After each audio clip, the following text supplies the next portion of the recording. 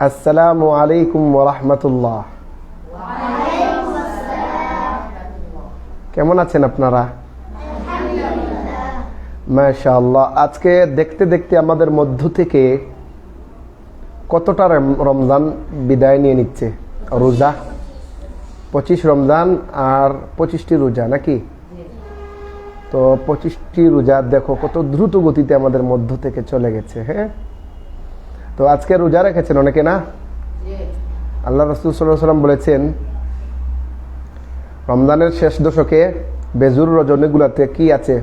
লাইলাতুল কদর আছে। আর লাইলাতুল কদর এর মর্যাদা কত বেশি সেটা আমাদের জানা আছে না? আজকে লাইলাতুল কদর নিয়ে আলোচনা বা আল্লাহ তাআলা লাইলাতুল কদর নিয়ে যে সূরা নাজিল করেছেন, আমরা সেই সূরা আজকে মশক করব নাকি? কি বলেন? আর আজকে 25 নম্বর রোজা আমরা রাখছি, তার মানে কি বেজুর নাকি জুর? তাহলে আজকে লাইলাতুল কদর হওয়ার সম্ভাবনা আছে কি নেই? আচ্ছা, মাশাআল্লাহ। তাহলে আমরা আজকে কোন সূরা মশক করতে যাচ্ছি? সূরা কদর। সূরা কদর আজকে মশক করব আমরা। আউযু বিল্লাহি মিনাশ শাইতানির রাজীম। أعوذ بالله من الشيطان الرجيم. أعوذ بالله من الشيطان الرجيم.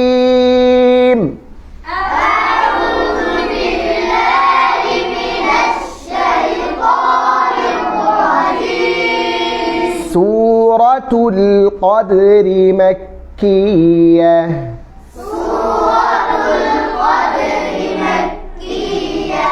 بسم الله الرحمن الرحيم.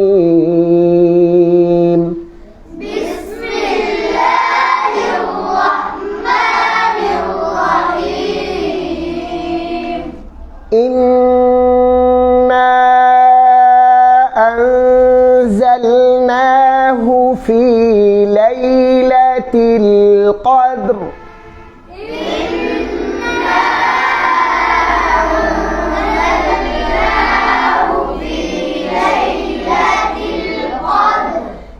إنا أنزلناه في ليلة القدر.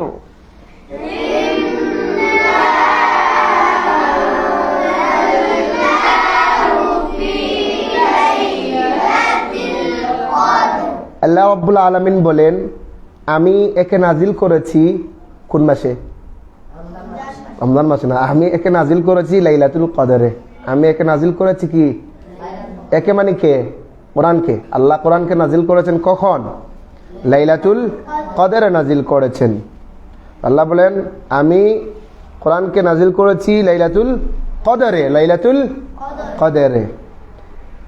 ওয়ামা আদরাকা মা লাইলাতুল কদর।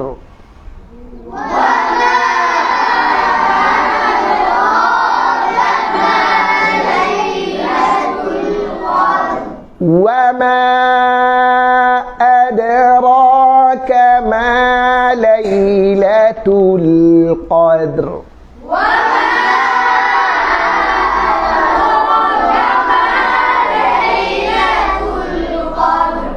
এরপর আল্লাহ কি বলেন?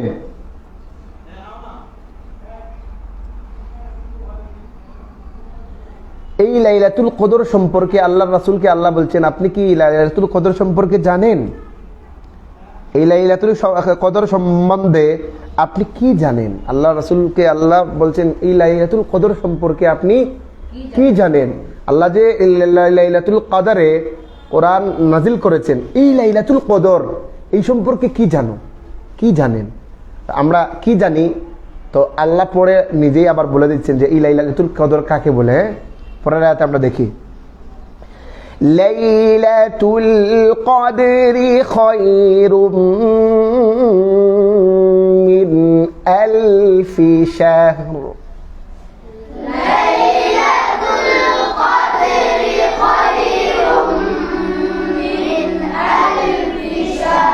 লাইলাতুল কদরি খায়রুম মিন আলফি শাহর।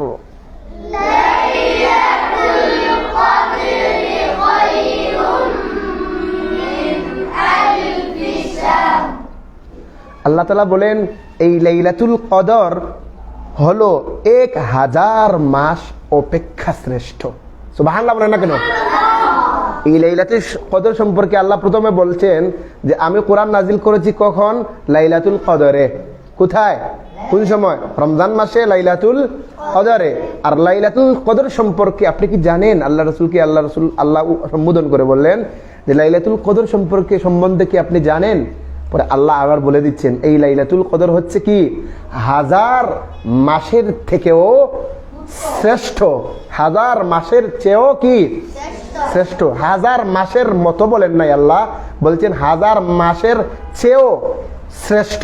তাহলে বুঝা গেল 1000 মাসের থেকেও আরো অনেক বেশি মূল্যবান, ঠিক কিনা?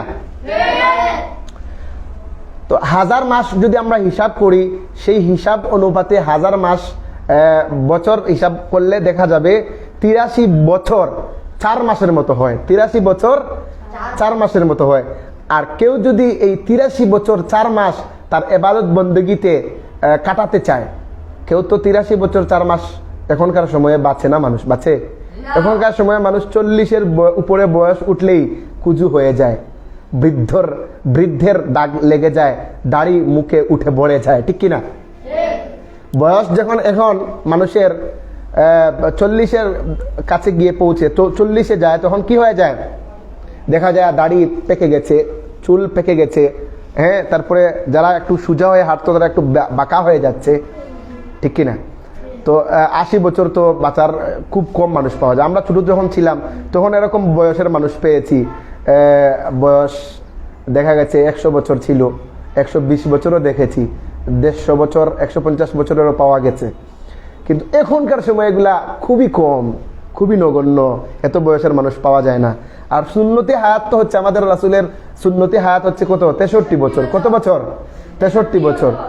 তাইলে আমরা তো এই 83 বছর 4 মাসের আমল করার সময় মানুষ পাবে কি? আর 83 বছর যদি মানুষ বাঁচেও 83 বছর লাগাতার আমল করে যাওয়া সম্ভব না। এই একটা আল্লাহ তাআলার অফার। এক রাতে যদি কেউ এই লাইলাতুল কদরে যদি কেউ আমল করে, যে লাইলাতুল কদর পেয়ে যাবে, লাইলাতুল কদরে পুরো সময় আমলে কাটাবে, আল্লাহ তাআলা তার আমলনামায় 83 বছর 4 মাস মতান্তরে এর থেকে আরো বেশি দিনের সব আল্লাহ তার আমলনামায় দান করবেন, বলেন সুবহানাল্লাহ।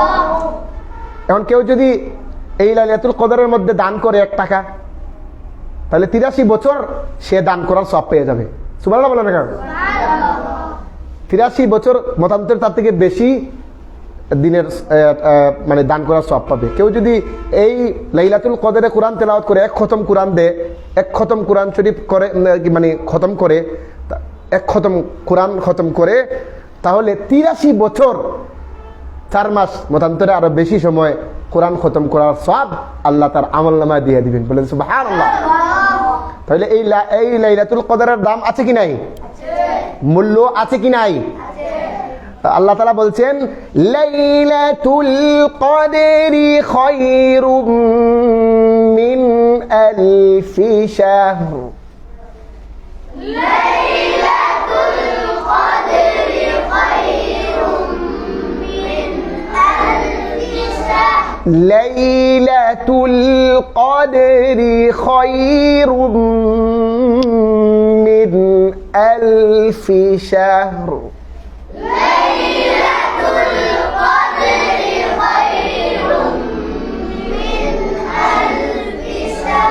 تنزل الملائكة والروح فيها بإذن ربهم من كل أمر. تنزل الملائكة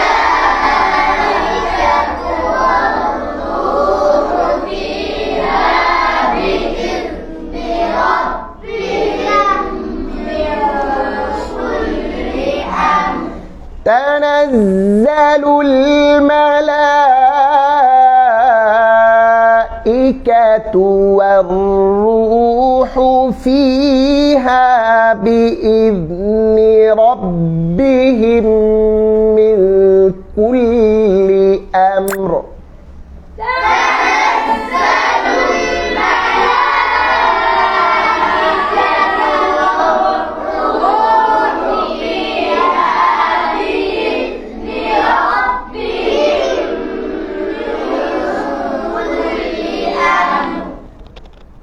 تنزل الملائكة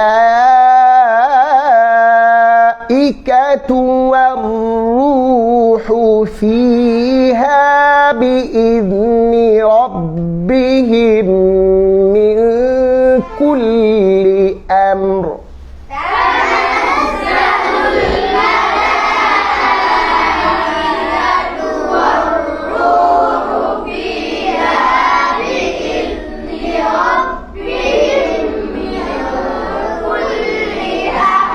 আল্লাহ তাআলা বলেন এতে প্রত্যেক কাজের জন্য ফেরেশতাগণ ও রূহ অবতীর্ণ হয়। কি হয়? তানাজ্জালুল মালাইকা, মালাইকাগণ নাজিল হন পৃথিবীতে এই শবে কদরের রাতে। এসে কি গণ? ফেরেশতাগণ আসেন এই পৃথিবীতে, এসে সকল আল্লাহর প্রিয় বান্দা যারা এই রাতে নেক কাজ করে, নামাজ পড়ছে, কোরআন তেলাওয়াত করছে, দান সদকা করছে, নেক আমল যা যা করছে, এই সবগুলো ফেরেশতার দল আল্লাহ তাআলা যখন নাজিল করেন পৃথিবীতে পাঠান, সবাই এসে তার প্রত্যেক মানুষ যারা আমল করছে তাদের জন্য শাফাআত করতে থাকেন। বলেন সুবহানাল্লাহ। তো সবার আমল নামায় এই যে ৮৩,০০০ বছর তার মতান্তরে তার থেকে বেশি দিনের সওয়াব আল্লাহ তাআলা এই ফেরেশতারা আল্লাহর কাছে মাগফিরাত চেয়ে চেয়ে প্রত্যেকের আমল নামায় সওয়াব দান করার জন্য আল্লাহ ফেরেশতারা বলতে থাকেন। বলে সুবহানাল্লাহ। তো এই রাতে আল্লাহ তাআলা অসংখ্য অগণিত ফেরেশতাগণকে কি করেন? পৃথিবীতে প্রেরণ করেন। আল্লাহ তাআলার নির্দেশে ফেরেশতারা আসেন। কথা বুঝে গেছে? তো এই যে শবে কদর, সে সম্পর্কে আমরা এই পর্যন্ত আয়াত পড়ে কি তার মর্তবা বা মূল্য বুঝতে পেরেছি? মোহাম্মদ নাইম, আপনি বলেন দেখি লাইলাতুল কদরে কি হয়েছে? দাঁড়ান, আপনি তো বুঝতে পেরেছেন, এখন বলেন কি লাইলাতুল কদর? এই লাইলাতুল কদরে আল্লাহ কি নাজিল করেছেন?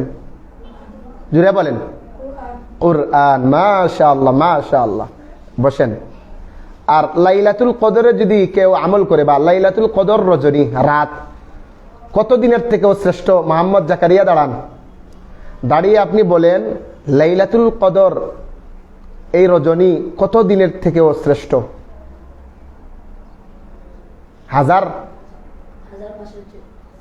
হাজার মাসের চেয়েও শ্রেষ্ঠ না? আচ্ছা, 1000 মাস হিসাব করলে কত বছর হয়?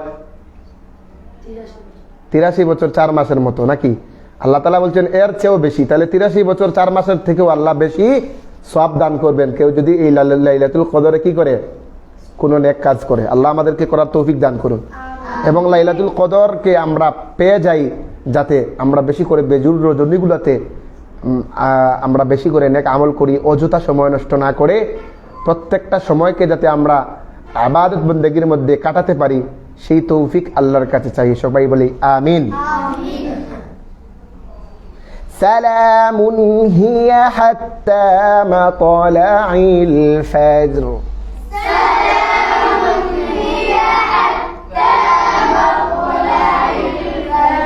সালামুন হিয়া হাত্তা মাতলাইল ফাজর।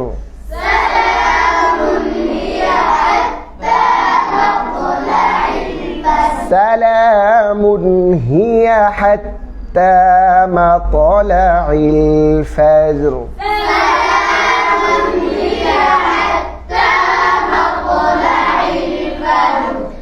سلام هي حتى مطلع الفجر.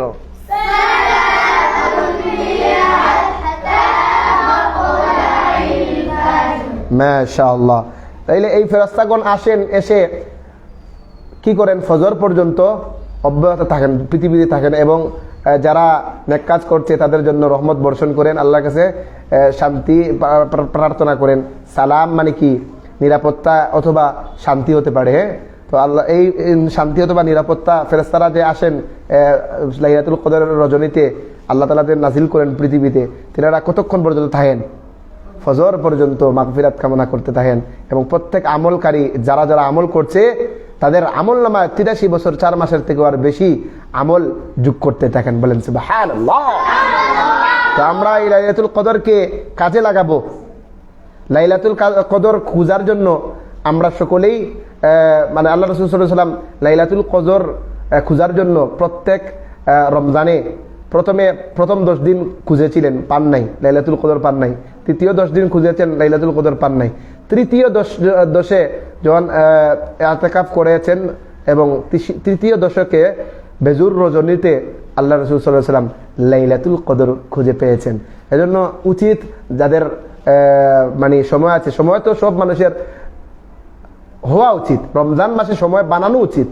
রমজান মাসে যাতে বেশি করে নেক কাজের মধ্যে সময় কাটানো যায়, এজন্য প্রত্যেক মানুষ রমজানের আগে 11 মাস যাবত রমজানের জন্য একটা প্রস্তুতি নেওয়ার প্রয়োজন আছে কি নেই?